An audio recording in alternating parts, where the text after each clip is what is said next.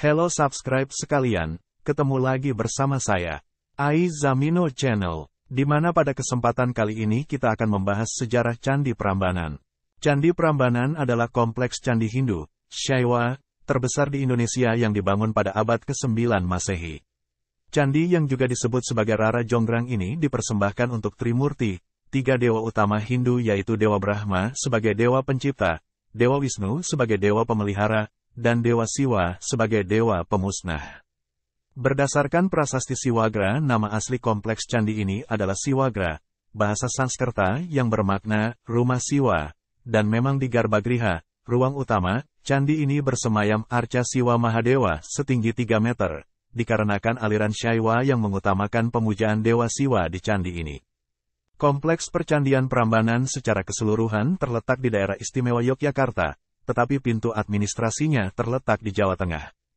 Hal ini yang membuat Candi Prambanan terletak di dua tempat yakni di Bokoharjo, Prambanan, Sleman, daerah istimewa Yogyakarta, dan di Telogo, Prambanan, Klaten, Jawa Tengah, atau kurang lebih 17 km timur laut dari kota Jogja, 50 km barat daya dari kota Surakarta dan 120 km selatan dari kota Semarang, persis di perbatasan antara daerah istimewa Yogyakarta dan Jawa Tengah. Candi ini adalah termasuk situs warisan dunia UNESCO, candi Hindu terbesar di Indonesia, sekaligus salah satu candi terindah di Asia Tenggara. Arsitektur bangunan ini berbentuk tinggi dan ramping sesuai dengan arsitektur Hindu pada umumnya dengan Candi Siwa sebagai candi utama memiliki ketinggian mencapai 47 meter menjulang di tengah kompleks gugusan candi-candi yang lebih kecil. Sebagai salah satu candi termegah di Asia Tenggara, Candi Prambanan menjadi daya tarik kunjungan wisatawan dari seluruh dunia. Menurut prasasti Siwagra, candi ini mulai dibangun pada sekitar tahun 850 Masehi oleh Rakai Pikatan, dan terus dikembangkan dan diperluas oleh Balitung Mahasambu pada masa kerajaan Medang Mataram. Nama Prambanan berasal dari nama desa tempat candi ini berdiri, diduga merupakan perubahan nama dialek bahasa Jawa dari istilah teologi Hindu para Brahman yang bermakna Brahman Agung, yaitu Brahman atau realitas abadi tertinggi dan teragung yang tak dapat digambarkan, yang kerap disamakan dengan konsep Tuhan dalam agama Hindu. Pendapat lain menganggap para Brahman mungkin merujuk kepada masa jaya candi ini yang dahulu dipenuhi oleh para Brahmana. Pendapat lain mengajukan anggapan bahwa nama Prambanan berasal dari akar kata mban dalam bahasa Jawa yang bermakna menanggung atau memikul tugas, merujuk kepada para dewa Hindu yang mengemban tugas menata dan menjalankan keselarasan jagat. Nama lain dari Prambanan dapat berarti 5 gunung yang dalam bahasa Khmer, Kamboja 5 adalah Pram dan Banam adalah gunung. Hal ini menggambarkan 5 puncak gunung dari Himalaya di India. Mengingat pada saat yang sama dalam kronik Khmer bahwa bangsa Jawa pernah menjajah Khmer selama 200 tahun dan Jayawarman kedua yang pernah di Jawa merupakan pahlawan yang membebaskan Khmer dari dominasi Jawa. Prambanan adalah candi Hindu terbesar dan termegah yang pernah dibangun di Jawa kuno. Pembangunan candi Hindu kerajaan ini dimulai oleh Sri Maharaja Rakai Pikatan sebagai tandingan Candi Buddha Borobudur dan juga Candi Sewu yang terletak tak jauh dari Prambanan. Beberapa sejarawan lama menduga bahwa pembangunan Candi Agung Hindu ini untuk menandai kembali berkuasanya keluarga Sanjaya atas Jawa. Hal ini terkait teori wangsa kembar berbeda keyakinan yang saling bersaing, yaitu wangsa Sanjaya, penganut Hindu dan wangsa Sailendra, penganut Buddha. Pastinya, dengan dibangunnya candi ini menandai bahwa Hinduisme aliran Saiwa kembali mendapat dukungan keluarga kerajaan, setelah sebelumnya wangsa Sailendra cenderung lebih mendukung Buddha aliran Mahayana. Hal ini menandai bahwa kerajaan Medang beralih fokus dukungan keagamaannya, dari Buddha Mahayana ke pemujaan terhadap Siwa. Bangunan ini pertama kali dibangun sekitar tahun 850 Masehi oleh Rakai Pikatan dan secara berkelanjutan disempurnakan dan diperluas oleh Raja Lokapala dan Raja Sri Maharaja Diyah Balitung Mahasambu. Berdasarkan prasasti Siwagra berangka tahun 856 Masehi, bangunan suci ini dibangun untuk memuliakan Dewa Siwa, dan nama asli bangunan ini dalam bahasa Sanskerta adalah Siwagra atau Siwalaya. Dalam prasasti ini disebutkan bahwa saat pembangunan Candi Siwagra tengah berlangsung, dilakukan juga pekerjaan umum perubahan tata air untuk memindahkan aliran sungai di dekat candi ini. Sungai yang dimaksud adalah Sungai Opak yang mengalir dari utara ke selatan sepanjang sisi barat kompleks Candi Prambanan. Sejarawan menduga bahwa aslinya aliran sungai ini berbelok melengkung ke arah timur, dan dianggap terlalu dekat dengan candi sehingga erosi sungai dapat membahayakan konstruksi candi. Proyek tata air ini dilakukan dengan membuat sodetan sungai baru yang memotong lengkung sungai dengan poros utara-selatan sepanjang dinding barat di luar kompleks candi. Bekas aliran sungai asli kemudian ditimbun untuk memberikan lahan yang lebih luas bagi pembangunan deretan candi perwara, candi pengawal, atau candi pendamping. Beberapa arkeolog berpendapat bahwa arca Siwa di Garbagriha, ruang utama, dalam Candi Siwa sebagai candi utama merupakan arca perwujudan Raja Balitung, sebagai arca pedarmaan Anumertadia.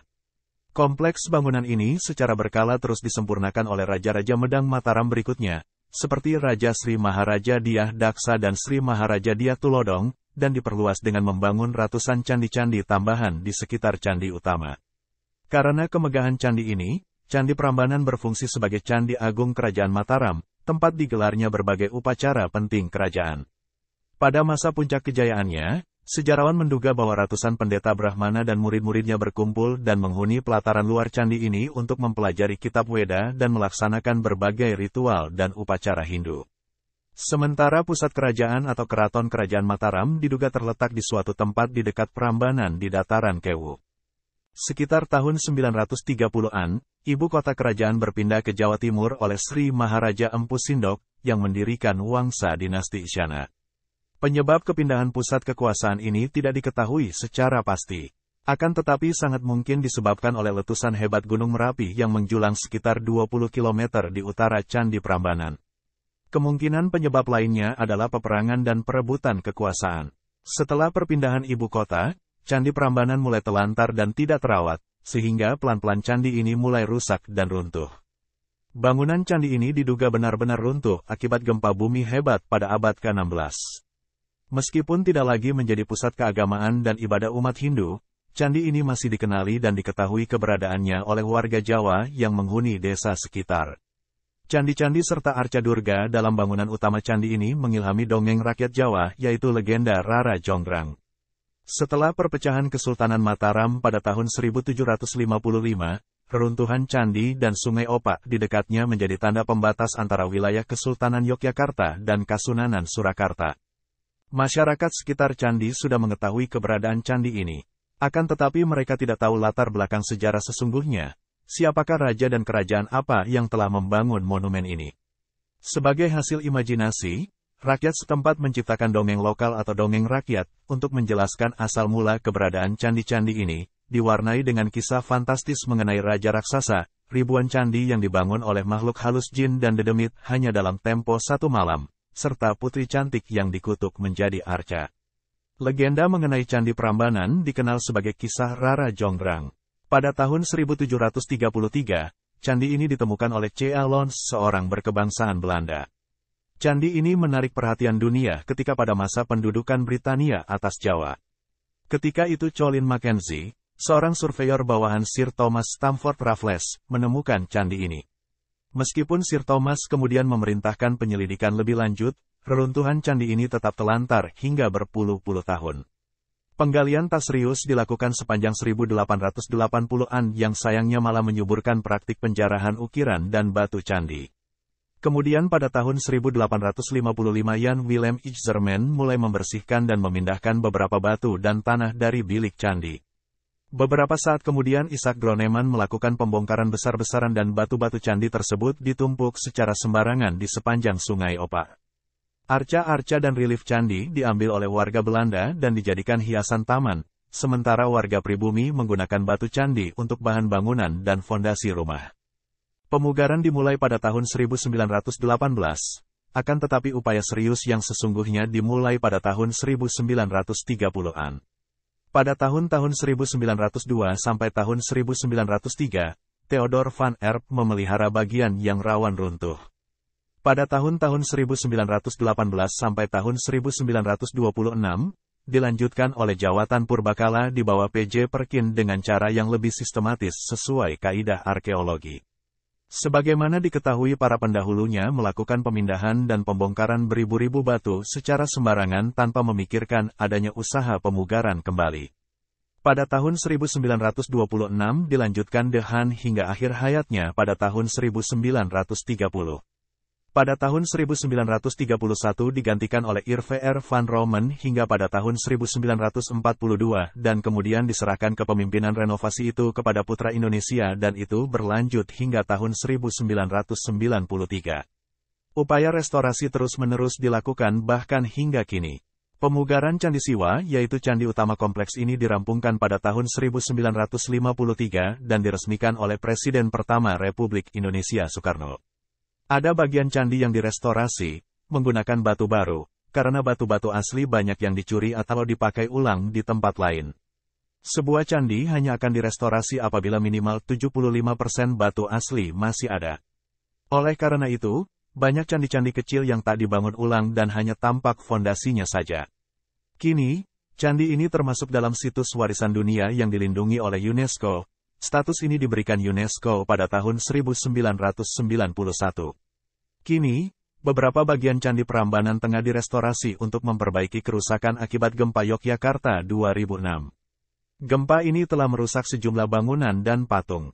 Arsitektur Candi Prambanan berpedoman kepada tradisi arsitektur Hindu yang berdasarkan kitab Wastu Sastra, Kitab Silpastra.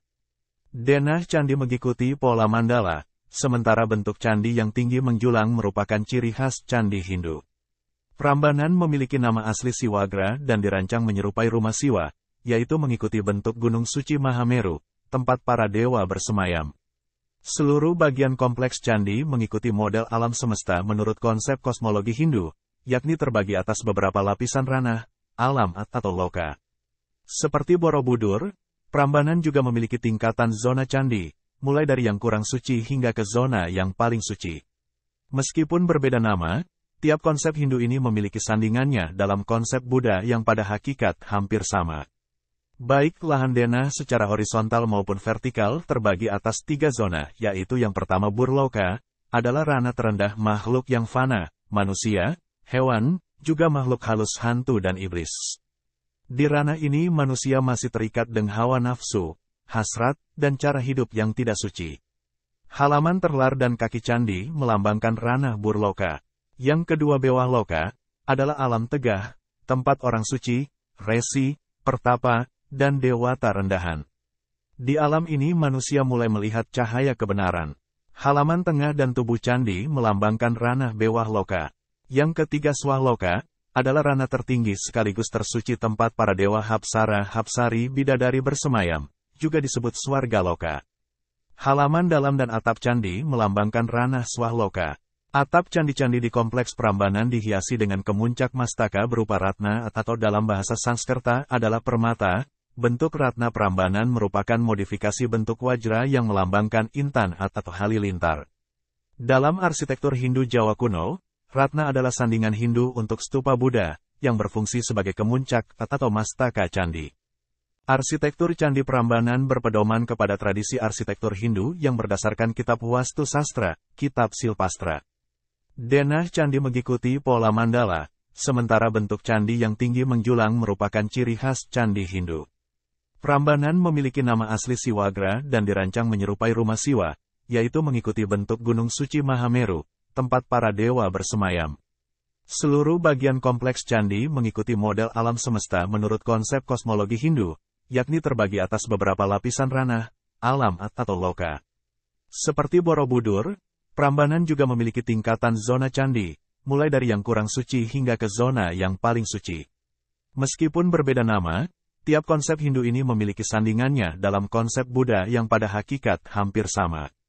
Baik lahan denah secara horizontal maupun vertikal terbagi atas 3 zona yaitu. Yang pertama, Burloka, adalah ranah terendah makhluk yang fana, manusia, hewan, juga makhluk halus hantu dan iblis. Di ranah ini manusia masih terikat dengan hawa nafsu, hasrat, dan cara hidup yang tidak suci. Halaman terlar dan kaki candi melambangkan ranah Burloka. Yang kedua, Bewah Loka, adalah alam tegah, tempat orang suci, resi, pertapa, dan dewata rendahan. Di alam ini manusia mulai melihat cahaya kebenaran. Halaman tengah dan tubuh candi melambangkan ranah Bewah Loka. Yang ketiga, Swahloka, adalah ranah tertinggi sekaligus tersuci tempat para dewa Hapsara Hapsari bidadari bersemayam, juga disebut Swarga Loka. Halaman dalam dan atap candi melambangkan ranah swahloka. Atap candi-candi di Kompleks Prambanan dihiasi dengan kemuncak mastaka berupa ratna atau dalam bahasa Sanskerta adalah permata.